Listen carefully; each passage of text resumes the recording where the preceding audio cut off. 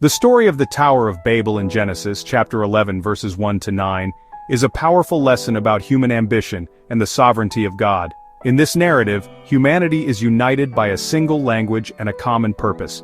They set out to build a city and a tower, hoping to make a name for themselves. But their ambition is rooted in pride and a desire for self-glorification, not in honoring God. God intervenes. By confusing their language and scattering them across the earth, He brings their project to a halt. This moment is a warning against the dangers of pride and self-reliance, especially in the workplace. The builders of Babel wanted to elevate themselves, seeking greatness apart from God. Their story reflects a temptation many face to pursue success, recognition, and power for selfish reasons rather than for God's glory. Pride and self-reliance can lead to division and ultimately to failure. The story of Babel also reminds us that God is sovereign over all human endeavors. No matter how impressive our plans may seem, they will only succeed if they align with His will. As Proverbs chapter 19 verse 21 says, "Many are the plans in a person's heart, but it is the Lord's purpose that prevails." We are encouraged to seek God's guidance, to submit our plans to Him, and to recognize that true success comes from Him alone.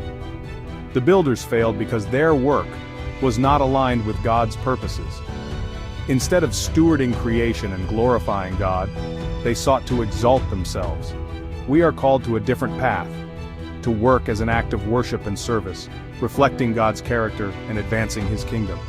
As Colossians chapter 3 verses 23 to 24 instructs us, "Whatever you do, work at it with all your heart, as working for the Lord, not for human masters." There are clear lessons here for the modern workplace. The story of Babel warns against pursuing success at the expense of integrity and relationships. It cautions us not to rely solely on human ingenuity, but to seek God's wisdom. Humility and collaboration are essential for achieving shared goals. So what can we do today? Seek God's will through prayer and align your goals with His purposes.